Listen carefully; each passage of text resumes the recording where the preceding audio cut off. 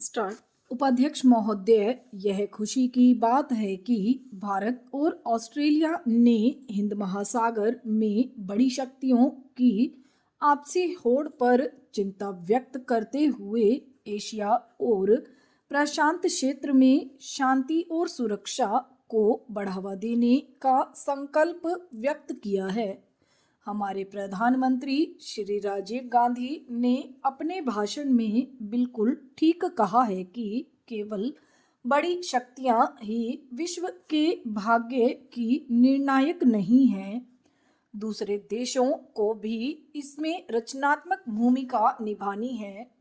दक्षिण अफ्रीका को झुलसने से बचाने के लिए अभी भी समय है, परंतु समय बहुत थोड़ा रह गया है।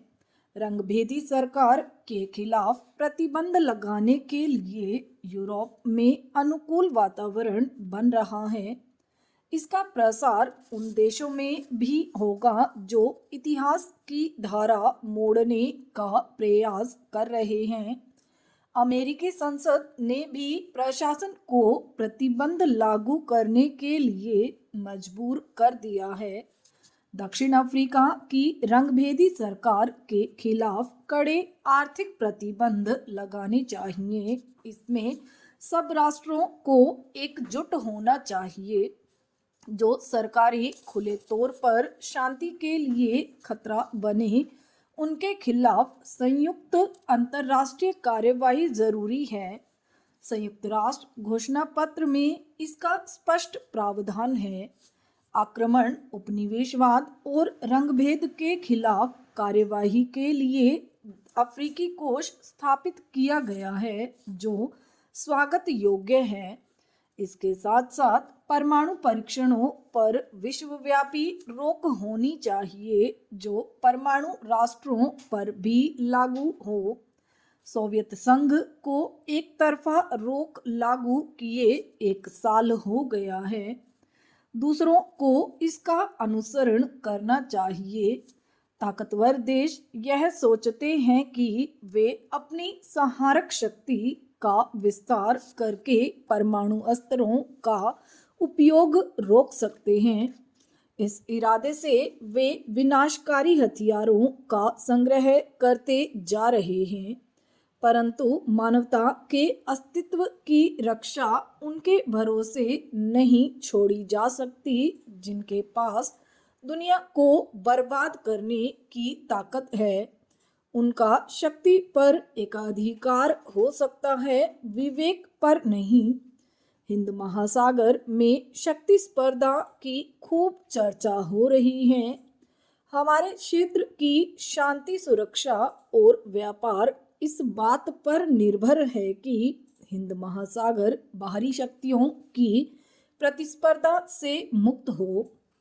संयुक्त राष्ट्र घोषणा में हिंद महासागर को शांति क्षेत्र घोषित किए जाने के बावजूद भी आज यह तनावग्रस्त है।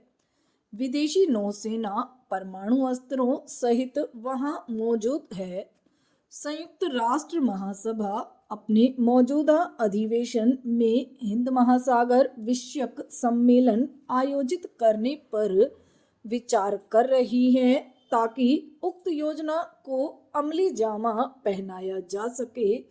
यदि हिंद महासागर जंगी ताकतों का अखाड़ा बना तो हम इसकी प्रचुर संपदा से वंचित हो जाएंगे। गुटनिरपेक्ष आंदोलन वस्तुतः राष्ट्रों का लोकतंत्र है।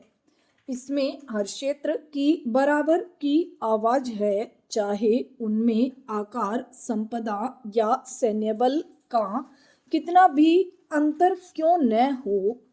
इस अर्थ में यह आंदोलन संयुक्त राष्ट्र का प्रतिरूप है। उपनिवेशवाद के दिन लद गए।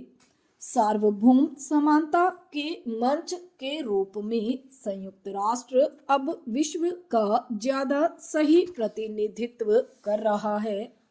खेद की बात है कि इसका स्वागत करने की बजाय कुछ ताकतें इसे कमजोर करने पर तुली हुई हैं, लेकिन हम ऐसा नहीं होने देंगे, क्योंकि अथक परिश्रम के बाद इस विश्व संस्था संयुक्त राष्ट्र का निर्माण हुआ है।